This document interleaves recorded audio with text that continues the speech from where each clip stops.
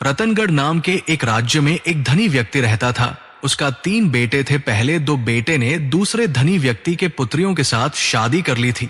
सिर्फ सबसे छोटा बेटा का शादी होना बाकी था। कुछ दिन बाद धनी व्यक्ति का देहांत हो गया। उसका 3 पुत्रों ने उसका अंतिम क्रियाकर्म किए और दुखी होकर जीवन जीने लगे। ऐसे ही करके छोटा बेटा बड़े होते गया। कुछ दिनों के बाद 2 बेटे ने व्यापार करने के लिए नौका पर सवार होकर समुद्र पर दूर राज्य में गए जाते समय उन दोनों के पत्नियों ने उन्हें माता की सिंदूर लगाया और आरती भी की।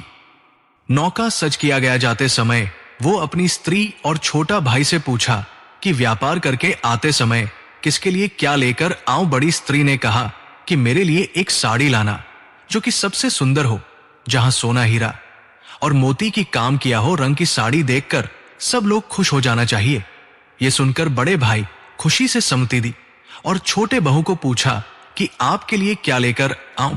यह सुनकर छोटी बहू ने कहा, मेरे लिए एक सोने का हार ले आना जो कि समय के साथ साथ रंग बदलता रहेगा, जिस हार में हीरे नीले सोना और मणि की काम किए गए हो। यह सुनकर दोनों भाई सम्मति प्रकाश की जाते समय अपने सबसे छोटे भाई से पूछा कि दोनों भाभियों ने अपनी अपनी इच्छा मुताबिक सामान लाने को कही है। तुम भी अपना मनपसंद चीज बता दो जिसको हम व्यापार से आते वक्त लेकर आएंगे। ये बात सुनकर छोटा भाई ने कहा कि मेरे लिए कोई हीरे या सोने की चीज मत लाना, कोई संपत्ति भी नहीं चाहिए। मेरे लिए सिर्फ एक कुहुक मंडल चिड़िया लेकर देना, मुझे ये बेहद पसंद है। ये सुनकर दोनों भाई खुशी से नौका पर सवार होकर समुद्र में व्यापार करने गए। व्यापार करने के लिए जाते जाते वो दोनों एक नई राज्य में पहुंचे। वह दोनों उस राज्य का राजा को भेंट किए, उनसे कुछ बात की, कुछ उपहार दिए। राजा दोनों को उनके राज्य में व्यापार करने को अनुमति प्रदान की। दोनों भाई व्यापार में अच्छे लाभ किए, सब लोग के साथ अच्छी संबंध बना ली। कुछ बरसों व्यापार किए। कुछ दिन बीत जाने के बाद अपने राज्य और पत्नी की याद आया। वो दोनों अपने राज्य में लौटने का फैसला किया। जैसे बड़ी बहू ने एक साल आने की इच्छा की थी, ऐसे ही एक साड़ी और छोटी बहू के लिए मन मुताबिक सोने और हीरे का हाल खरीद लिए। फिर राजा के पास गए। राजा खुशी ही कर उन दोनों को कुछ उपहार दिए और दानों अपने नौका के ऊपर सवार हो गए। जैसे ही वो दोनों नौका के ऊपर सवार हुए, उनका छोटा भाई का याद आया। उसके साथ वो चाहने वाला कुहक मंडल चिड़िया भी याद आया। वो दोनों ने ये कुहक मंडल चिड़िया खरीदने के लिए बाजार गए और इसी कुहक मंडल चिड़िया कहीं मिली नहीं। तभी वो दोनों राजप्रसाद में गए। राजा ने वो दोनों को फिर से देखकर पूछा, क्या हुआ? तुम दोनों अब तक गए नहीं? कुछ आघूर्ण संगीत संगीत सब कहने लगे कि ऐसे चिड़िया के बारे वो पहली बार सुन रहे हैं। आपके राज्य में हम इतने बरसों बिताया, आपके राज्य के बारे में सभी राज्य में चर्चा है। आप दयालु और बुद्धिमान हैं। आपके राज्य को सभी चीज सारा जगता में प्रसिद्ध है। अगर जगत ये सुनेगा कि आपके राज्य में सामान्य एक कुहक मंडल चिड़िया नहीं मिला, तब लोग आपके राज्य और आपके बारे में क्या सोचेंगे।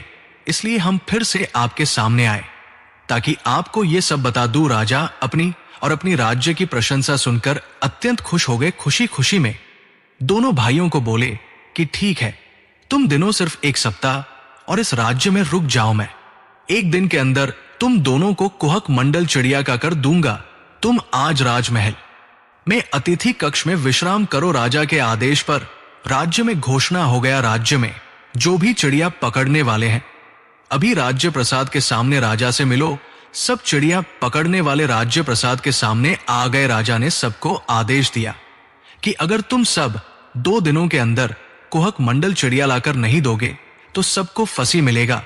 ये बात सुनकर सभी चिड़िया पकड़ने वालों को हालत खराब हो गया। अपनी जीवन बचाने के लिए चिड़िया पकड़ने वाला सामान के साथ कुहक मंडल चिड़िया लाने के लिए जंगल की तरफ चल पड़े। सभी लोग बेहद घांची जंगल की तरफ चले गए, लेकिन एक बूढ़ा चिड़िया पकड़ने वाला दूर नहीं जा पाया। दोपहर की वक्त था। वो चिड़िया ढूंढते ढूंढते एक बड़े पेड़ के नीचे बैठे गया। सूरज के किरण और श्रम के वजह से वो बहुत थका हुआ था। पेड़ के नीचे बैठे कर वो आने वाला कल के चिंता कर था। वो आज बूढ़ा था, लेकिन वो कभी ऐसी चिड़िया के बारे में सोचा नहीं था, ना कि कभी ऐसी चिड़िया देखी है। ऐसे ही वो बैठकर हो चिंतित था। उस पेड़ के ऊपर एक चिड़िया अपने बच्चों के साथ रहता था। वह अपने बच्चों के लिए खाना लाने को गया था और उस वक्त लौटा वह अपने बच्चों को खाना देकर। खाने को बोला खाना को बच्चों ने जिद की बच्चों ने कहा सिर्फ इतना ही, ये हमारे लिए पर्याप्त नहीं है, हमें और भूख लगे हैं हमें और खाना चाहिए। ये सुनकर चिड़िया अपने बच्चों को समझने के लिए बोला आज इतना ही खाकर तृप्त हो जाओ, कल तुम्हें इतना खाना मिलेगा कि तुम जितने चाहे उतने खा सकते हो। तुम्हें और कोई जगह जाने की जरूरत नहीं पड़ेगा।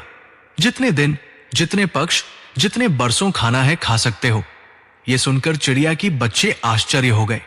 कल ऐसे क्या मिलेगा कि हमें और कुछ काम करने नहीं पड़ेगा। जरूर माने हमें ये खाने के लिए मिथ्या कहा है। ये सोचकर चिड़िया के बच्चे ने कहा क्यों कल ऐसे क्या है जिसलिए हमें इतने खाना मिलेगा। मां चिड़िया ने बोला कि महाराजा आदेश दिए हैं कि अगर कल तक मंडल चिड़िया नहीं मिलेगा तो चिड़िया पकड़ने वालों को फंसी मिलेगा। किसी को यह पता नहीं है कि कुहक मंडल चिड़िया कहाँ है, इसलिए वो जितने भी प्रयास करें उन लोगों को कुहक मंडल चिड़िया नहीं मिलेगा।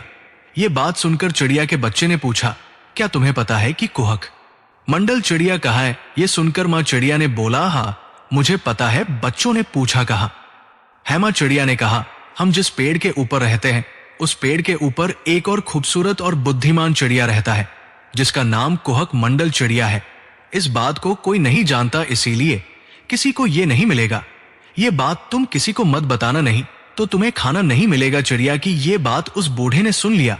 खुशी से वो अपने लोगों के पास जाकर ये खुशी की बात बताई। सभी चिड़िया पकड़ने वालों ने कुहक मंडल चिड़िया को पकड़ने के लिए उस पेड़ के पास जाकर पहुंचे। इस पेड़ के पास पहुंचकर वो कुहक मंडल चिड़िया को देखा। इतनी सुंदर चिड़िया वो सब कभी नहीं देखे थे।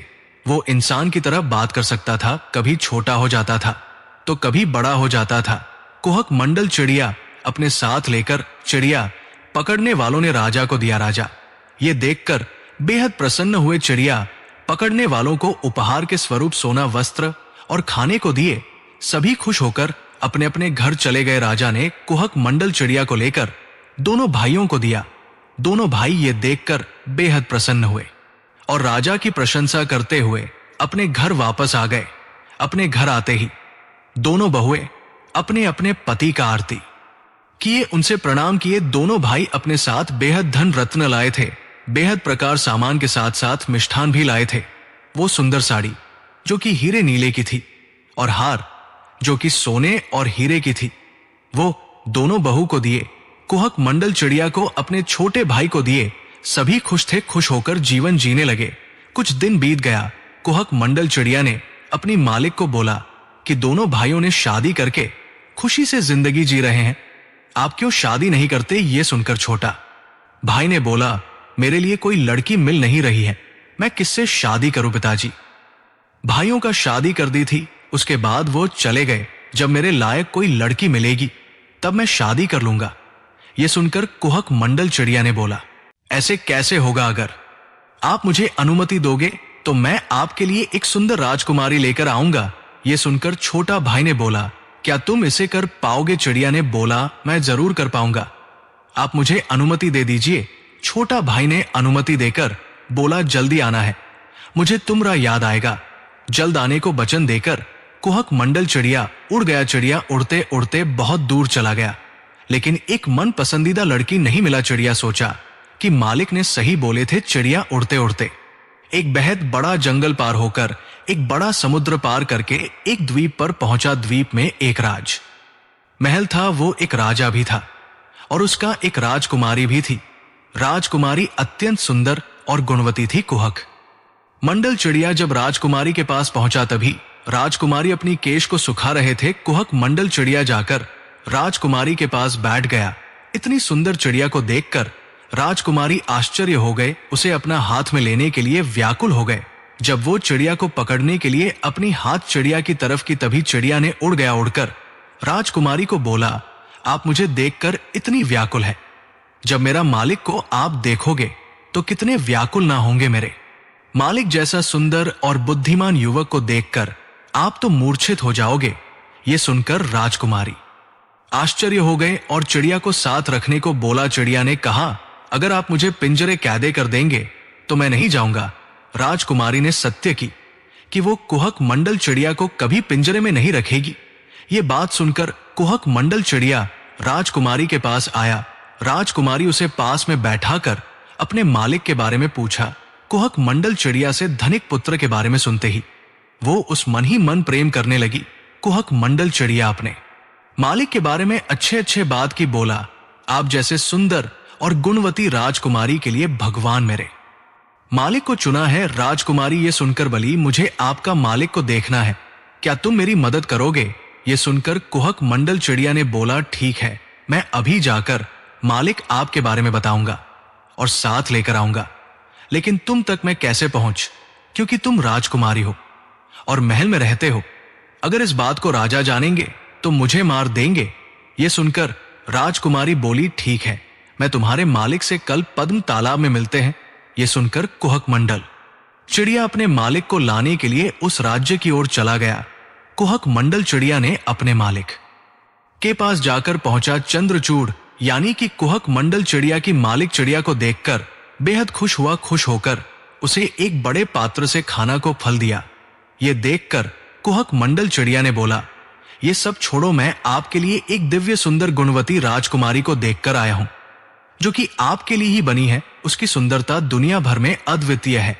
वो वैसे गुणवती है कि तुम्हारे राज्य में ऐसी गुणवती नहीं है। उसकी आंखें सबसे सुंदर हैं, उसकी लंबी लंबी बाल में चंपा पुष्प बेहद सुंदर लग रही है। राजकुमारी के बारे में ये बात सुनकर कुमार चंद्रचूड़ राजकुमारी को मन में ही प्रेम कर बैठा। उसे पाने के लिए वो आतुर हो गया। चिड़िया को उसके बारे में, उसकी रहने का जगह के बारे में पूछा। ये सुनकर कुहक चिड़िया ने उत्तर दिया कि वह राजकुमारी एक द्वीप में रहती है। वो द्वीप समुद्र के अंदर है, स्थल भाग से बहुत दूर है उसकी राज्य।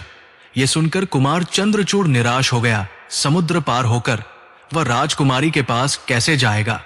वो राजकुमारी को कैसे प्राप्त कर सकता है? ये सुनकर कुहक मंडल चिड़िया ने बोला, मालिक, आपको ये झांत नहीं है कि मैं एक जादुई यानी कि कुहक मंडल चिड़िया हूं। मैं किसी भी रूप में आ सकता हूं। ये देखो, मैं एक छोटा चिड़िया बन जाता हूं। ये कहकर वो एक छोटा चिड़िया बन गया। फिर बोला, ये देखो, मैं एक बड़ी चिड़िया बन जाता हूं। ये कहकर वो एक बड़ी चिड़िया बन गया। कुमार चंद्रचूड़ को बोला, आप मेरे ऊपर आ जाओ, मैं आपको समुद्र पार करके राजकुमारी के पास ले जाऊंगा। कुहक मंडल चिड़िया को देखकर चंद्रचूड़ बेहद खुश हो गया। भाइयों से कहकर वो कुहक मंडल चिड़िया पाया है, ये बात याद काक वो अपने आप से गर्वित हो गया। कुहक मंडल चिड़िया को धन्यवाद देकर वो उसके ऊपर बैठ गया। चिड़िया उड़ उड़कर समुद्र की ओर चला गया। चिड़िया के ऊपर सवार होकर कुमार चंद्रचूड़ पृथ्वी की सुंदरता का अनुभव किया। कुछ समय बाद वो दोनों उस राज्य में पहुंचे जहां वह राजकुमारी को देखा था। राज महल के उत्तर द्वार की ओर एक तालाब था जो कि बेहद सुंदर था। चारों ओर पद्म पुष्प थे, बत्तख और मयूर विहार कर रहे थे। कुहक मंडल चिड़िया कुमार चंद्रचूड़ को वहां छोड़कर कहा, अब भी राजकुमारी अपनी दासिया के साथ स्नान करने आएगी, तुम इसी जगह पर बैठना। कुमार चंद्रचूड़ कुछ पुष्प हाथों में लेकर चट्टान के ऊपर बैठ गया। कुछ समय के बाद राजकुमारी अपने दासिव के साथ स्नान करने आई। जब कुमार चंद्रचूड़ और राजकुमारी हेमलता की चारों आंखें मिली, वह दोनों अपने हृदय खो बैठे। राजकुमारी चंद्रचूड़ को देखकर अपनी पति मान लिया। राजकुमारी स्नान छोड़कर कुमार चंद्रचूड़ के साथ बातें करते रहे। दोनों ने शादी करने को वचन दिया। राजकुमारी स्नान छोड़कर अपनी राजमहल को आ गए और रोज घर में सो गई। ये देखकर दास और राजा को संदेश दिया। राजा रानी आकर राजकुमारी को पूछा कि क्या तुम स्नान छोड़कर यहां क्यों सोए हो? किसने तुम्हें कुछ कहा है? क्या तुम्हारा कुछ खो गया है या कुछ टूट गया है? आज लेकर तुझे दूंगा। राजको ने कुछ नहीं बोला। दासिया ने कहा, जब से तालाब में एक सुंदर पुरुष को देखी है, राजकुमारी तभी से ऐसे हो गए हैं। ये सुनकर राजा और रानी तालाब के पास जाकर पहुंचे। कुमार चंद्रचूड़ को देखकर राजा और रानी खुश हो गए। कुमार चंद्रचूड़ देखने में भी बहुत आकर्षक और बुद्धिमान था। उसे अपनी राजकुमारी के साथ विवाह करने के लिए वो दोनों राजी गए। कुहक मंडल चिड़िया के साथ कुमार चंद्रचूड़ राज महल में प्रवेश किया। सब बेहद खुश थे। ये सब कुछ कुहक मंडल चिड़िया के लिए संभव हो पाया था, इसलिए सब लोग कुहक मंडल चिड़िया को धन्यवाद दे रहे थे। विवाह का दिन आ गया। चारों ओर फूलों से सजाया गया मंडप को फूलों और राजकीय वस्त्रों से सजाया गया। राज्य में सभी प्रजा को खाना और दान प्रदान किया गया। विवाह संपन्न हुआ। दोस्तों, क्या आपको लगता है कि ये इस कहानी की शेष भाग है? दोस्तों, अभी तो ये कहानी शुरू हुआ है। कुहक मंडल चिड़िया का असली जादू तो अभी भी बाकी है। कुमार चंद्रछू का संघर्ष और राजकुमारी से उनका अलग होना। कुहक मंडल चिड़िया कैसे उनको फिर से एक करने के लिए खुद को संकट में डालता है। इस प्रकार आगे बेहद कुछ है। दोस्तों, अगर आपकी इसका अगला भाग जल्द से जल्द चाहिए तो सब्सक्राइब करके कमेंट करें, वीडियो को लाइक और शेयर करें। जल्द ही अगली भाग में मिलते हैं। जय सीताराम।